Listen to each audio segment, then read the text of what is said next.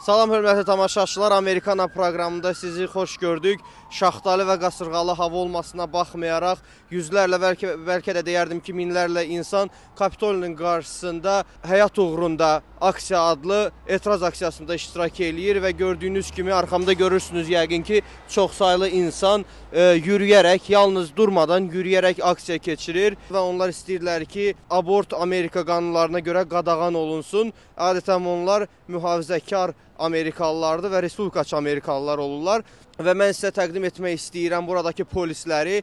Polislər əsasən müdaxilə etmədən, aksiya iştirakçılarına müdaxilə etmədən aksiyanın baş tutmasına çalışırlar və onlar göstərmək istəyirlər ki, hər bir insanın azad toplaşmaq haqqı var. Polislər də yalnızca aksiyanın lazımı qaydada, istənilən şəkildə, dinc şəkildə keçməsinə çalışırlar. Düzdür, bu siyasi aksiya olmasa da, adətən Amerikada aksiyalar belə keçirilir.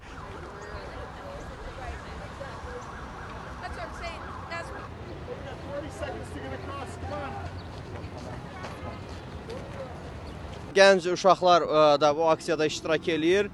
Bu aksiyada iştirak etmək onların da haqqıdır. Sözsüz ki, yəqin ki, valideynləri tərəfindən təşkil olunmuş bir aksiyadır.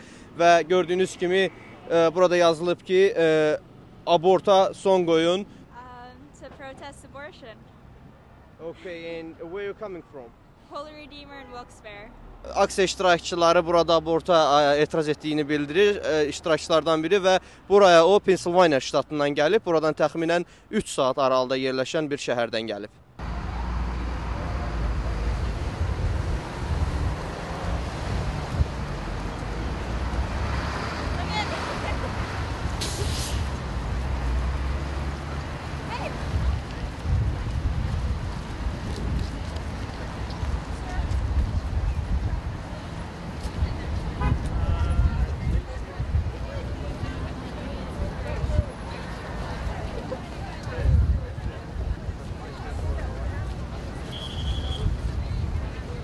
Gördüyünüz kimi təxminən yarım saatdan artıqdır ki, aksiya davam edir və hələ ki biz yalnız burada bir polis maşını və bir polis əməkdaşının şahidi olmuşuq. Başqa bir polisin aksiyaya heç bir müdaxiləsinin şahidi olmadıq.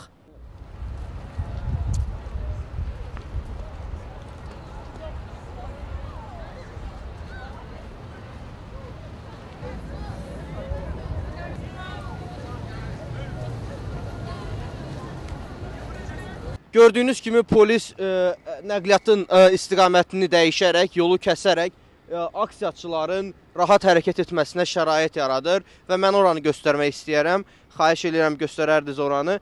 Bu tərəfdən də gələn istiqamətdən polis yolu kəsərək aksiyaçıların burada çox olacağını nəzərə alaraq təxminən minlərlə deyərdim iştirakçı burada var.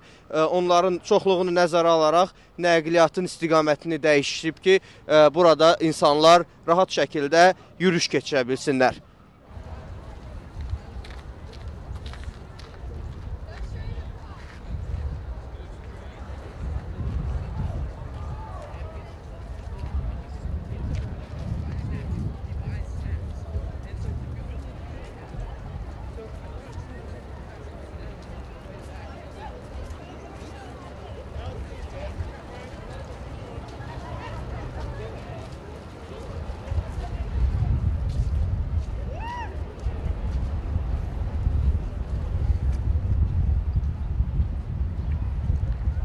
Mən yenə vurğulamaq istəyirəm ki, biz hazırda Kapitolinin qarşısındayıq və aksiya məhz Kapitoli binasının qarşısında keçirilir və bura bildiyiniz kimi turistlərin ən çox olduğu yerdir. Burada insanların istirahət etdiyi ən sıx yerlərdən biridir və buna baxmayaraq Vaşinqton hökuməti etiraz etmədən burada minlərlə insanın aksiya keçirməsinə icazə verib və polisi təmin edib ki, buranın təhlükəsizliyini təminat altına alsın. Well, we're not protesting. We want to educate America on the right to life, that even unborn people that haven't come out of the womb have the same rights as the rest of the United States, and we shouldn't be killing them inside the womb. Və mən nəzərinizə çatdırmaq istəyirəm ki, cəmi bir həftə əvvəl biz buradan Amerikana proqramının ilk buraxılışında sizə ABŞ prezidentinin inaqurasiya mərasimi barədə reportaj vermişdik və ondan 2 gün sonra isə ABŞ prezidenti Barack Obama burada 800 min insan önündə bu aksiya iştirakçılarının olduğu bu yerdə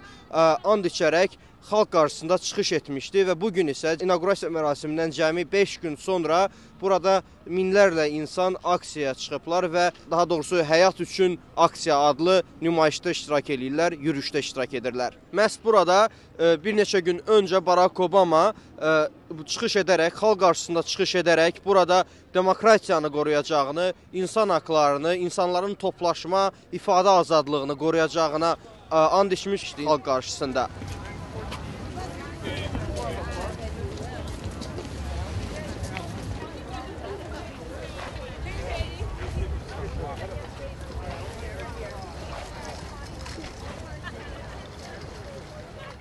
Artıq aksiya başa çatmaq üzrədir. Biz polis əməkdaşlarından birinə yaxınlaşaraq ondan şərh almağa çalışsaq da, polis əməkdaşı çox məşğul olduğunu, vaxtının olmadığını bildirdi və söylədi ki, onun başlıca peşəsi buradakı aksiya iştirakçılarını qorumaqdan ibarətdir. Vaşinqtondan Amerikana proqramı üçün Emil Quliyev, Amerikanın səsi.